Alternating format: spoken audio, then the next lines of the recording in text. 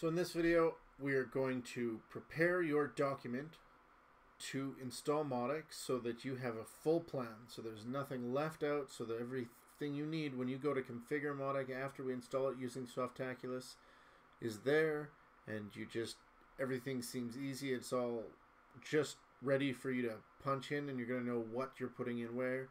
So I'm going to reference a whole bunch of things here. We're going to talk about them. I want you to set these things up on your cPanel. I want you to get out a notepad, and I want you to write down how you want yours configured, because this is about you, not me. Like, I've done this before. I've got plenty of clients working on this. This is basically the second video in a series on how to install Mautic. So when this one's done, hopefully I've gone through the whole series and it's up here on a nice playlist on YouTube. But if not, subscribe to this channel and you'll get it. But alright, so there's some security considerations that I kind of talked about for your hosting in general, which cover the big ones for Mautic. So I'm going to discuss self-hosted Mautic. So I think that's Mautic.org. I can never remember. So you can either self-host or you can pay to have someone else host you. But I really think, from my perspective, self-hosting makes the most sense. Eventually you probably will farm this out, especially if you're making good money. But before you're making money, this is a great way to do it. And even if you don't farm it out directly to another hosting company, what I like about this is you are 100% in control. So what I mean is, when you self-host, you just download the software. We're going to install it using Softaculous in the next video in this series. You end up owning all the data, so it's yours. You can move it to any host you want. So I can move it, I mean, I would never do this, but I could move it to Bluehost, or I could move it to GoDaddy's hosting, or like, you could pick a cheap hosting, or you can pay for a premium host and get that extra set of resources, similar to what I've done. The only actual independent cost is the cost of your hosting, and you aren't going to get away from that anyways. If you've got lots of traffic or you've got lots of resources on your site, you're going to require that. There's no terms of service that will prevent you from working with any specific industry or business other than state and national law. So you can't sell illegal things, obviously, through email marketing. You shouldn't email people that you haven't been given explicit consent for. But if you aren't a shisty, shifty son of a gun, it's not going to matter. So win-win-win, right? So the disadvantages are you're responsible for email deliverability. So if you write spammy emails, if you buy lists, if you do any of those things, your deliverability is probably going to go away. And if you are not externalizing that email in some way with a larger email host, so you can literally just send from PHP mail or from within your host's mail service. And if you send stuff that's bad, it won't take long for the interwebs to blacklist you or something. And if they blacklist your email that's hosted from the IP that is your website, you don't only lose your email service, but you lose your website. And you aren't big enough as a solopreneur or an entrepreneur to negotiate with the groups that you'd have to get out of jail free. So what I'm trying to say is, like, I have used SendGrid, I've used Amazon SES. These are great big players with lots and lots of money and enough clout to actually get themselves taken off a list if for some reason you got them banned. The other nice part is you can probably start working again tomorrow. Easily, if you don't wreck your IP and wreck your brand. So I strongly would suggest using an outside one, and that's one of those things you're going to plan ahead of time. And then The second major disadvantage, and the one that I think scares away most people who are so new to this, is I'm not super techie, I don't want to do it. It's that you're responsible for installing the software, maintaining the software, and maintaining security. But those things are actually fairly easy routines to get into. So we're going to talk about these things all the time, but it's not that big a deal, I don't think. If you monitor it and you find yourself some tools to do that, and I'm going to really harp on some free tools, but if you do the first things right and then you make sure you don't see any of the others and you keep a good backup, there's almost no failure that can happen, and you're unlikely, if you use your head a little bit and you use Google a little bit, to get hacked if you follow the best practices and you stay on top of it. These are not super time-consuming things if you're doing them for just one set, until you get to the point, like, it will be time-consuming if you're dealing with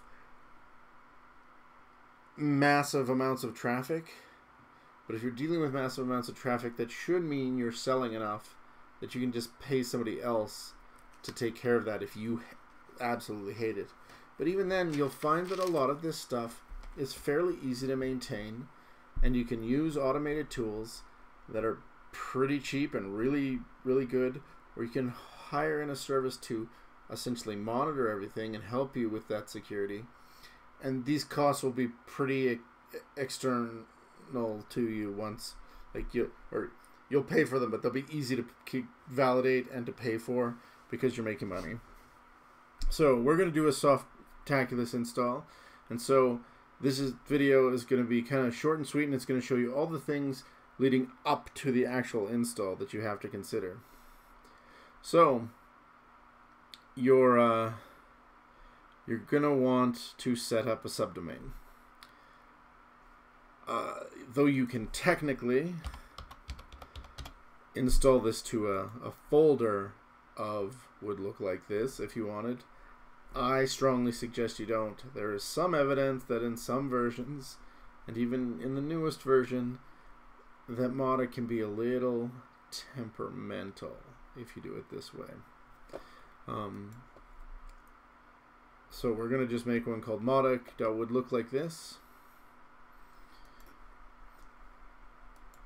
And then your next consideration, and this might happen on its own without your support at all, it would happen here also pretty soon, is going to be the SSL certificate.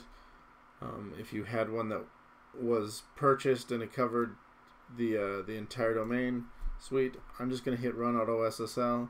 That's going to go out, ping some servers, prove that it's my domain, and install a cPanel one, which will be good enough for now. If I was really concerned, I can also get a Let's Encrypt one. If you purchased good enough hosting, setting up the Let's Encrypt bot is pretty easy, honestly. Or you can just go to 0SSL.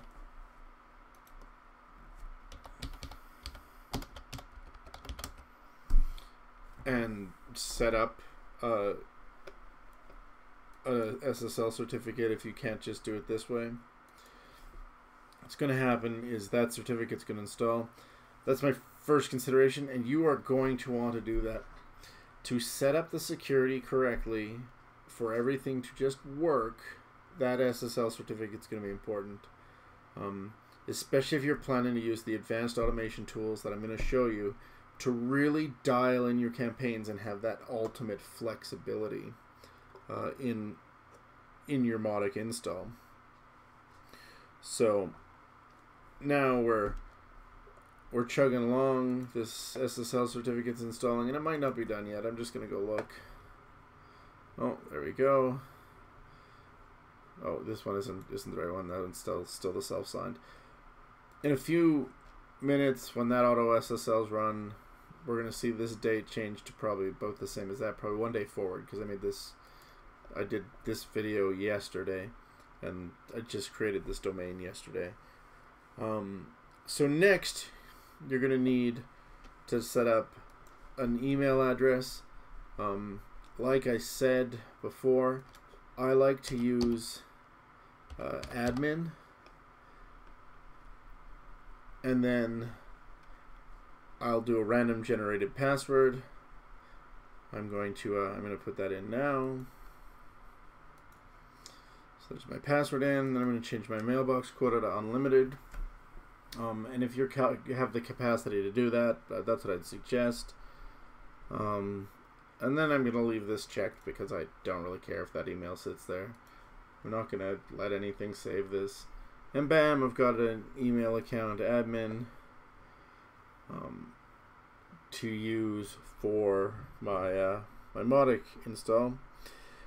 So all of my various sites and tools will probably use this email address. This is going to be the one. Typically, you're going to make up whatever you want it to be. I sometimes will do something a little more complicated than this, but not normally. Normally it'll be like admin or right, like these are common names, and it's not that big a deal. It's just a place where you can set your emails to, that you can keep it all together in one place. You can give it a crazy name. I don't care. I've called other ones different things than admin, but for a test site that's just a YouTube video, this will be fine. All right. Again, when you go to install, I strongly suggest you use a strong password generator. So there's passwordgenerator.net. I normally go 22. I generate passwords, and then I just dump them in. That is going to get you where you want to go. I will have a link for the password generator in the description of this video. And then the second thing you have to consider, now that you've had an admin, is what is the email address that it's going to be coming out from. And so I always add another one, and I'll make it something like Kevin at, because when I email someone, I want them to see Kevin at whatever my domain is.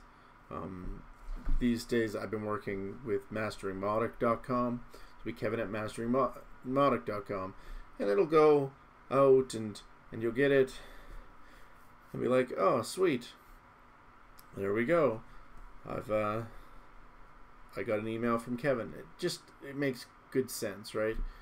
So that would be the second email you made. We're going to make two more. We're going to make a complaint email, and we're going to make a bounce email. And so by having these three emails, you got your outgoing email.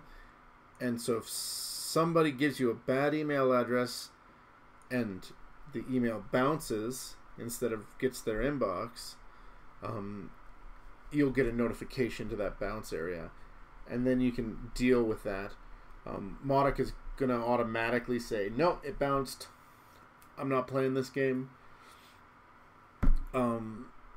Which is perfectly good. We're going to talk about a way to do like kind of a soft bounce, so where you don't actually send the email to confirm the email address.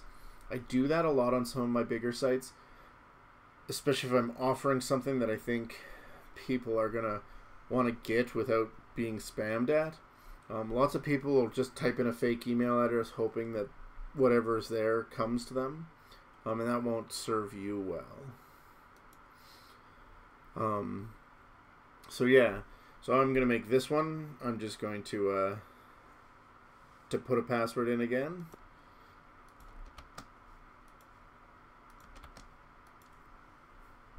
And then I've marked it unlimited. I'm just going to create that account. And I'm going to make one called bounce. And I'm going to use the same password for these just for simplicity.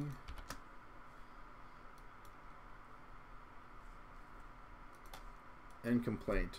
So when somebody clicks the report spam in their email client, you'll get a message here.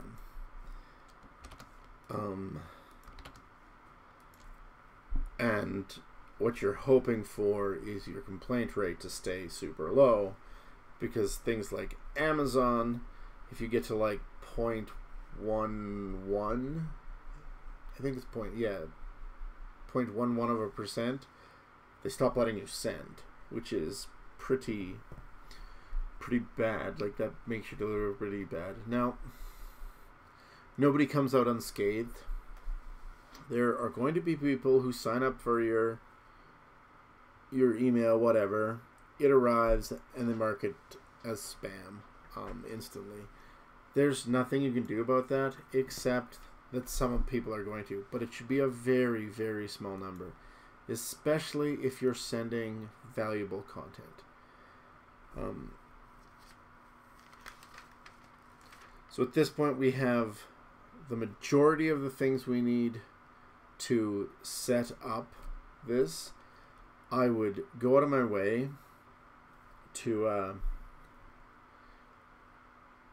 go into your email accounts on whatever host you're on and get the information. This isn't where I meant to go. I meant to actually go to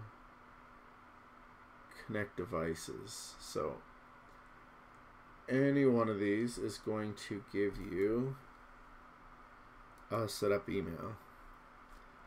So here's the manual settings for my host.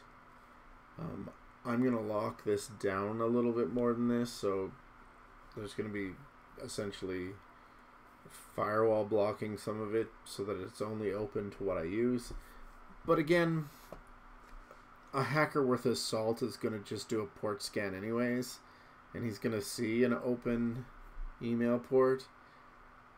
And then the configuration at the server, if your host is worth anything, it's going to be pretty standard. Like, these aren't easy things to hack. They're open all over the internet. This isn't a big deal. But you're going to need this information for setting up your bounce and your complaint emails. And when I get to the point of attaching an email server, we're going to set up Amazon SES. And I'm going to go through the entire process. We're not going to contact Amazon to get our account unlocked initially, but I'll give you kind of a once over on what that email should look like in video format in the not so distant future. But now you have all this written down on a piece of paper, or these are my admin ones. Here's my password for everything. Here's my, right? I would write this out as I was going. I'd probably type it out on a Word document or a Google Docs doc. Keep all this information in one place so you have a really good reference point. I know that's like, I'd prefer you do it on your local computer, but you don't have to. And that will leave you in a point where everything's kind of documented. And when you're ready to pass it on, you have a single source of information where you can say, this is all the information for the important accounts that are associated with this. I'm going to let you set the passwords as you see fit. Or you can create new user accounts. But the truth is, a lot of this stuff I've handed over as is. Once I'm fully willing to. And you're going to put the actual username and password for the actual account, though, for your Mautic account is going to be individual for them. But all the email accounts, they need to know so they can troubleshoot the issues. Even though that stuff should already be set up and shouldn't require much more assistance. Alright, so I'm just going to check once more to see if our SSL certificate's updated. I'm sure it will have been, and there it is. If you look in here, you've got a cPanel one. So we are ready to use Softaculous to install Mautic, and I will be doing the full tutorial on that tomorrow. Tomorrow's tutorial is going to be a longer one, because I'm going to go through the entire jam. We're going to install Mautic. I'm going to go through all the settings within Softaculous. We're going to talk about updates a little bit, and then we're going to set up the cron jobs and the whole works that goes with that. So basically, I'm going to show you how to install it using Softaculous, how to find your home directory once it's installed, how to set up the most commonly used cron jobs so that you're ready to go, and why we choose to use these cron jobs versus using the other options that you have available, and then how to make sure that your cron jobs are working properly.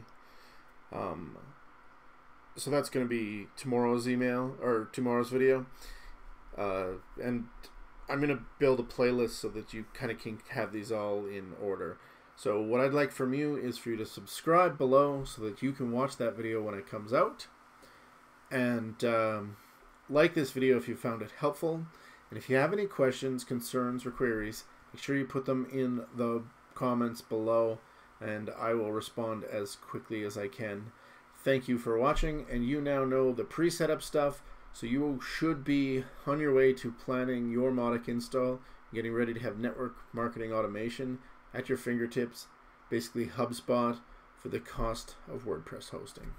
All right, have a great day, and I love you.